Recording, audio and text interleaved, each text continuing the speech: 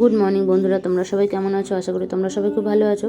আর এই যে সকালবেলা আমি একটা মহাযুদ্ধ সেরে চলে এসেছি। যুদ্ধ মানে তোমরা হয়তো বুঝতেই পারছো, মানে সকালবেলা কাজ টাজ করে স্নান করে নিয়েছি। তো মানে স্নান করা সকালবেলায় একটা মানে যুদ্ধ সারারই কাজ। আর এখন আমি এখানে বেটুর ক্রিমটা একটু লাগিয়ে নিচ্ছি। মানে আমি সাধারণত গরমের দিনে কিছু মাখি না, কিন্তু শীতের দিনে না মাখলে নয়, মুখের চামড়া একদম ফেটে চৌচির হয়ে যাবে। আর এই যেখানে চুলে একটু ক্লিপটা আটকে নিচ্ছি, মানে সিঁদুর পরার জন্য চুলে কিছু না আটকালে নয়। বন্ধুরা, মা এখন যুদ্ধ ছেড়ে পূজা করছে। মা তুই কি করছো? হাই করে দাও। আমি এখন পূজা করছি। কি খাবে? তুমি কি খাবে বলো? আমি খিচুড়ি খাবো। খিচুড়ি না, আজকে ভাত করেছি। ভাত। তো এখানে মা পূজা দিয়ে দিচ্ছে, এই দেখো। তো হ্যালো বন্ধুরা, মা এখানে এখন পূজা দিয়ে দিচ্ছে প্রদীপ জ্বালানোর জন্য। মা হাই করে দাও। তো বেটু না পুরো ব্যাপারটা বলতে পারলো না গুছিয়ে। আজকে তো রাম মন্দির উদ্বোধন হবে, ওই জন্য এই যে 5টা প্রদীপ জ্বালাতে বলেছে। মানে 12টা, 12:30টার 12টা, মানে 12:30টা না কয়টার থেকে জানো, আমাকে কাকিমা বলে দিবে কি কয়টার সময়, আমি মানে সঠিক টাইমটা জানি না। তো বললো 12:29 থেকে 30-এর মধ্যে। তো এখানে আমি এখন প্রদীপগুলো রেডি করে নিচ্ছি। আর এই যে আমার এখানে সলতে দেওয়া হয়ে গেছে প্রদীপগুলোতে, এখন একটু করে তেল দিয়ে দেই।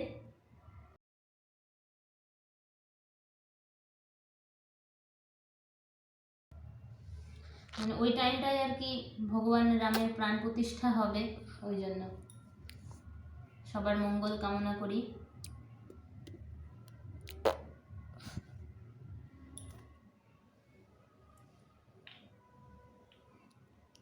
কি করছো মা? হ্যাঁ ওই মা, ওই কি করছো? কি করছো? এই তো প্রদীপগুলোতে তেল দিচ্ছি, তুমি দেখতে পাচ্ছ না? কিছু আর একটু দিয়ে দিই, ভালো করে বার হয়ে বসো। ঠান্ডা লাগছে এরকম ভাবে।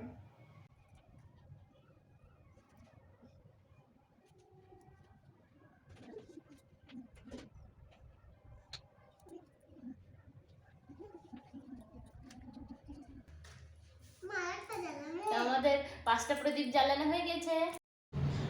আর আমি তো অযোধ্যায় যেতে পারিনি, তাই ঘরে থেকেই প্রদীপ জ্বালিয়ে ভগবানের চরণে প্রণাম জানিয়ে সবার জন্য মঙ্গল কামনা করলাম। সবাই খুব ভালো থাকুক, সুস্থ থাকুক।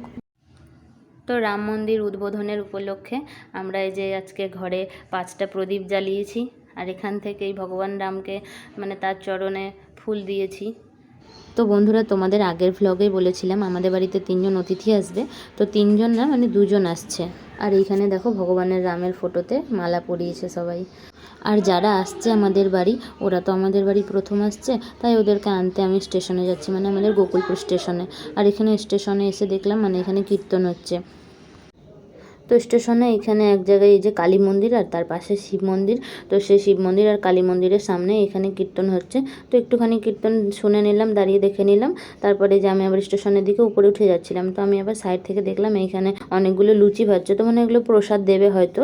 তো তারপরে এখানে এসে দেখো আমরা রৌদ্র মতো জায়গা দেখে এখানে বসে আছি। আর এই যে এখানে বেটুকে দেখো বাড়ি থেকে পকেটে করে মানে এই আচারের পাউচ প্যাকেটটা সঙ্গে করে নিয়ে এসেছে, স্টেশনে বসে বসে খাচ্ছে। তো এখন অ্যানাউন্স করে দিয়েছে মানে ট্রেনটা আসছে, তো দেখে না আসছে। তো এই যে ট্রেনটা অলরেডি চলে এলো আমাদের স্টেশনে। তো এখন দেখা যাক কোন বগি থেকে ওরা নামে। কাকিমণি ওই যাক নেমেছে, ওই দেখ ঠাম্মি, দেখতে পেয়েছো? পেয়েছো দেখতে ঠাম্মিকে? এই যে চুড়িদার পরে নিয়েছে ঠাম্মি। এই তো এই তো দেখতে পাসনি?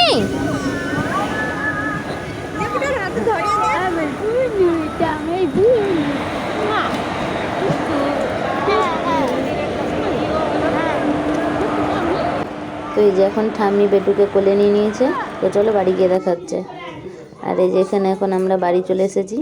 তো ঠাম্মি একটু ডান্স করছে, মানে অনেক দূর থেকে এসেছে, তো একটু ডান্স করে নিচ্ছে, হাত পাগুলো শার্ট করছে। আর এখানে বেটুকে কোলে নিয়ে নিচ্ছে কাকিমণি, মানে ওদের মোলাকাত কতদিন পর হয়েছে, ওই জন্য একটু আদর খাচ্ছে, আদর করছে কাকিমণি একটু। তো এখন সন্ধ্যা হয়ে গেছে আর শর্মা সন্ধ্যা দিয়ে দিয়েছে। দুপুরবেলা আমি পুজো দিয়েছিলাম, ওই জন্য শর্মা বললো ওকে আমি সন্ধ্যাবেলা সন্ধ্যাটা দিয়ে দিই। আর সন্ধ্যা দেওয়ার পরে এখানে ফুল দিয়ে ভগবান রামের যে তীর ধনুক হয় সেই তীর ধনুকটা এখানে বানিয়েছে। তো কেমন হয়েছে তোমরা অবশ্যই কমেন্টে জানাবে। তো বন্ধুরা, আজকের ব্লগটা কেমন লাগলো অবশ্যই কমেন্ট করে জানাবে। ভালো লাগলে লাইক শেয়ার করে দিও, আর আমার চ্যানেলে যদি নতুন হও তবে আমার চ্যানেলটাকে সাবস্ক্রাইব করে দিও আর আমার পাশে থেকো।